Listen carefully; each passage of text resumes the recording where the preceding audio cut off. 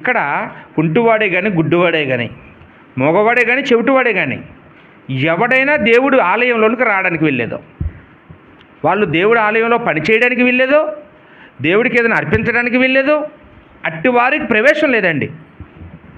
దేవుడి యొక్క మందిరంలోనికి రావడానికి ఆ కాలంలో అంత దేవుడికి ఎవరు ఆరాధించాలంటే ఎవరైతే ఆరోగ్యంతో ఉన్నారో, ఎవరైతే ఏ లోపం లేకుండా ఉన్నారో వాళ్ళే.